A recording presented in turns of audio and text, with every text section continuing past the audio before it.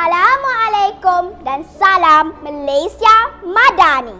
Teroka Sains 7 Rahsia Luar Biasa Haiwan merupakan ensiklopedia ketujuh hasil air tangan dua orang saintis terkemuka Malaysia, iaitu Dr. Wan Fahmi, Datuk Wan Muhammad Nazari dan Dr. Nur Anis Abdul Hadi. Nama diberi Zara Arisa binti Muhammad Amli, murid tahun 4 Ibnu Sina dari Sekolah Kebangsaan Sultan Omar, Kuala Dungun, Terengganu. Kod sekolah saya ialah TBB 1030. Dengan membaca, kita bisa menjelajahi tempat yang jauh tanpa melangkah, berbicara dengan para pemikir tanpa bertemu dan menemukan jawapan tanpa perlu bertanya. Maka dengan berbesar hati, saya ingin berkongsi resensi ensiklopedia ini yang bagi saya cukup menakjubkan, unik dan penuh fakta bagi peminat ilmu zoologi seperti saya. Ensiklopedia ini diterbitkan oleh Teroka Sains Sendian Berhad pada tahun 2024. Telah dicetak sebanyak 2 kali dalam tempoh 2 bulan. Mempunyai 150 halaman dengan sisipan 5 bahagian bermula dari prakata sehinggalah ke biodata penulis.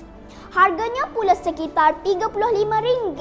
Sungguh berbaloi sesuai dengan ilmu yang terkandung di dalamnya. Bersama slogan Teroka, Faham dan Kagum, penulis membawa pembaca meneroka dunia haiwan dengan cara yang menyeronokkan dan penuh keajaiban. Sesuai dengan aspirasi sang penulis yang penuh semangat berkongsi ilmu demi memberi aspirasi kepada generasi muda. Terdapat lebih 67 jenis haiwan dari seluruh dunia dirangkumkan di dalamnya. Dari Asia merentasi Australia, Eropah, terus ke India, Afrika dan Antartika. Pengkelasan haiwan yang pelbagai dari mamalia, reptilia, amfibia, serangga, burung dan ikan. Saya benar-benar mengembara jauh. Nun dari pelosok hutan hujan tropika hinggalah ke tanah tinggi, melalui gurun yang panas, salju yang membeku, akhirnya menjunam jauh hingga lautan dalam.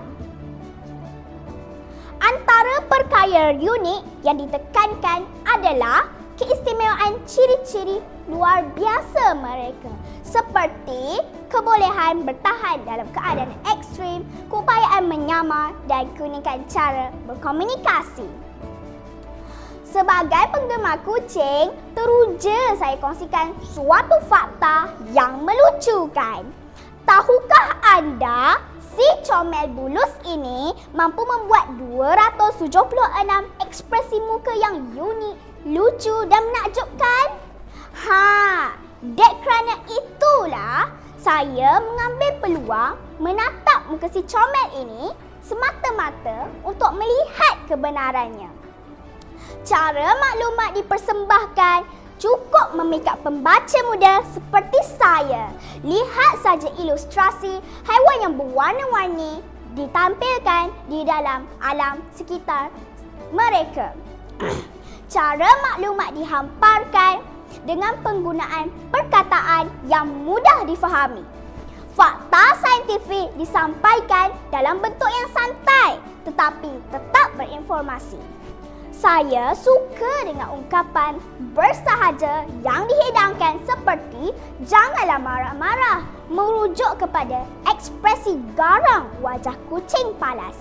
Iya, ada kalanya haiwan ini kelihatan cukup biasa, tetapi sebenarnya penuh dengan misteri, lalu menimbulkan rasa kagum saya terhadap alam ciptaan Tuhan.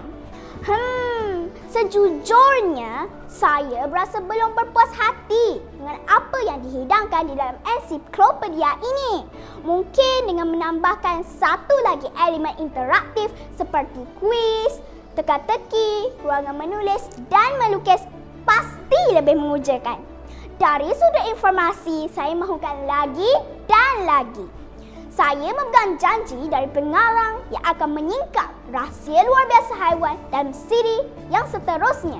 Teroka Sains 8. Sehingga bertemu lagi, sekian, terima kasih.